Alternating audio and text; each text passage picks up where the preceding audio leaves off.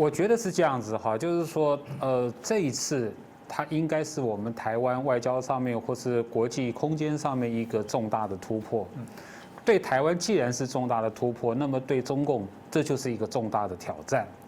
那现在看起来哈，中共应该是说它非常的左右为难，然后呢，好陷于一个非常尴尬的地步。我非常赞成刚才国成兄所讲的哈，就是说召回大使啊，那是小事。你召回大使啊，你随时也可以把大使召回去嘛哈。那重点是哈，你下一步该怎么做？中共北京下一步该怎么做？根据这个中共外交部的说法哈，说他们已经跟立陶宛哈有反复的劝说，哈，这个长久的交涉，就是说搞了很久了，结果无效。我相信中共一定软硬兼施，可是立陶宛一样做出这个决定。好，那这样子下一步该怎么办？国成兄讲得非常有道理。你如果没有下一步的重大的动作的话，那么这肯定会是一个骨牌效应。这个骨牌效应排在后面的啊，还有这个拉脱维亚，还有爱沙维亚，还有斯洛伐克了，啊，更不要谈，就是说还有法国、德国的这些、英国的这些重大的国家。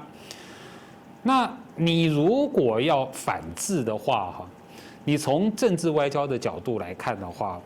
你看看美国是怎么说的啊？美国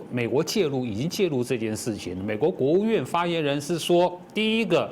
针对他们的这个北约的这个盟友立陶宛，所以美国认为说立陶宛没有做错，然后欧洲的这个伙伴北约的盟友。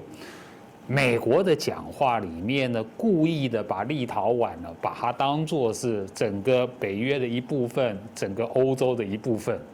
所以说这是一个整体的问题。然后你再回头来看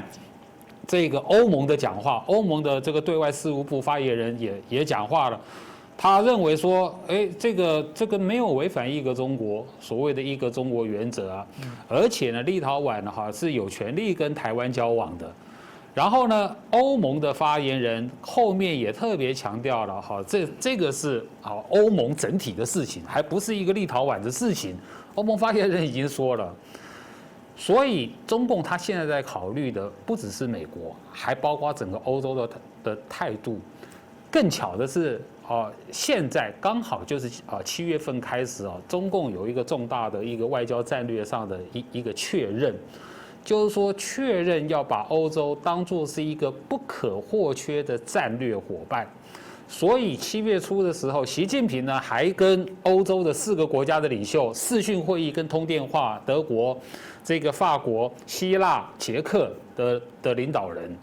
所以就是说，对中共来说，对习近平来说，他要赶快拉拢这个欧洲关系就对了啊，因为欧洲显然的，在过去这个2021年半年来，已经跟美国站在一起，要反中、要防中了。所以在这个时刻的话，这个如果这个中共对立陶宛有更进一步的，包括说断交等等的一个外交动作的话，它会引起欧洲的连锁反应，这个是中共顾忌的地方。那这个从中共的外交策略来讲的话，它最常用的就是经济制裁。那这一点就更有趣了，在跟中国跟立陶宛的关系是倒过来，是立陶宛首先经济制裁了中共。立陶宛主动宣布退出东中欧17+1会议，立陶宛还呼吁其他的欧洲国家不要参加这个组织，是立陶宛先禁止了华为的产品在立陶宛的使用，这什么意思？在经济上，中共没有动作，立陶宛是相反的，是经济制裁了中共。那军事威胁那就不用谈了嘛，根本不可能。所以现在等于是说，中共的手上的工具，其实是非常有限的。那可是呢，又不能不处理啊。所以说，我也不知道北京该怎么办啊。那北京自己的事情，也许北京比较聪明的方式呢，是他应该要调整他对台湾的政策跟态度，他甚至要调整对全球的这个战狼的外交，这才是治本的方法。